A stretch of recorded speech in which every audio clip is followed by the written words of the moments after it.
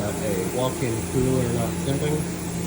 Immediately walk in, we're at 45 degrees in the box.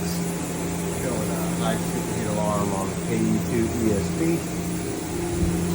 We got some ice floating on the bottom of the EDV. Already picked my head back there. We don't have any ice on the coil itself. And you hear that noise, that hissing noise? That's generally an indication that we're low on charge. So, I'm gonna get at this controller and see what kind of refrigerant we have in the system. So even though there's a sticker here saying that we have 404A in the system, in our controller, we're actually set for 448A, so we're gonna have to do some digging into here to figure out exactly what we have in the system. And I actually had to go through our software here. Thank goodness we installed this equipment and we charged it up with 448A, so I went ahead and wrote it in some places just to make it easier on the next guy. So, come over here to our sight glass.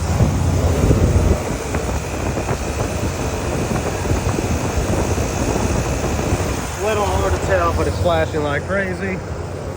Usually indication of a leak. So we're gonna get our 448A and add some in, see what happens.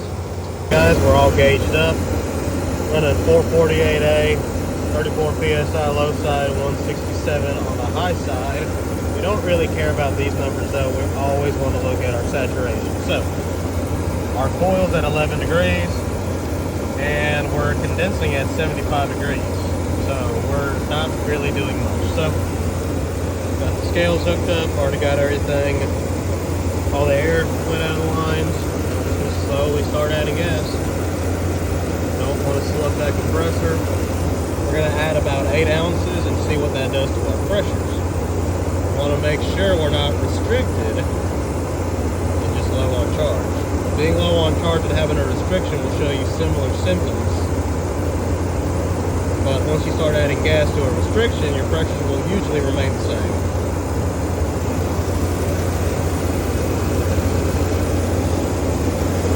Alright, now we're going to continue charging to clear that sight glass, and then we're going to pump it down, check receiver level and all that good stuff once we get the box down to 10.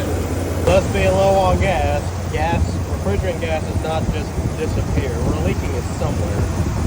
I did an inspection for oil in the evaporator, didn't find anything conclusive. Started kind of pinpointing things around here. A lot of times these valves will leak. Also, always use PPE. I just took my glove off to feel for oil. The service valves will leak a lot, but I'm not seeing any oil. I look down here. Oh man.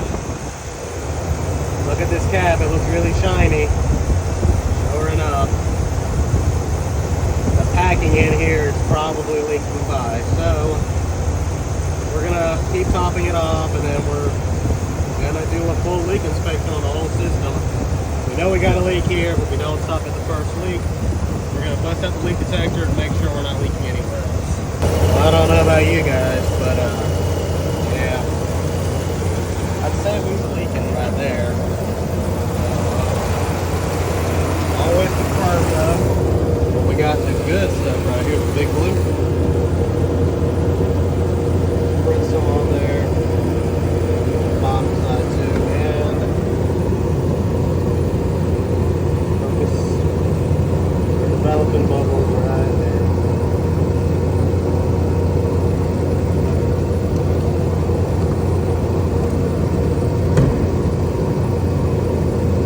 So the packing in here is worn out and it's allowing refrigerant to still travel up. This valve, this cap right here doesn't have an O-ring in it. So what I'm going to do is try to tighten up the packing in here and put a brass cap with an O-ring on there with a lot of nylon. Hopefully stop this leak. If not, we can recover the refrigerant and try to redo the packing on here. I have not been successful with that. I replaced the receiver. Alright guys, we got a brass cap on there. Nylon going over everything, but she's still leaking by. Not as bad. Still leaking by. I'm ready to get some rag, get our soap bubbles cleaned up. We're gonna return her to service and quote them out a new receiver. Of course, go inside, make sure we don't have any issues. I didn't get it on video. I did leak check the evaporator. You never stop at the first leak. But yeah, we're gonna take our psychrometers in there, make sure we get down to tip and give them no issues. That's how I like to do it. I like to put one on my supply air and one on my return air, of course. We're going everything based off of return air. Going to the box, that's our actual box temperature. So we can hear that EEV adjusting.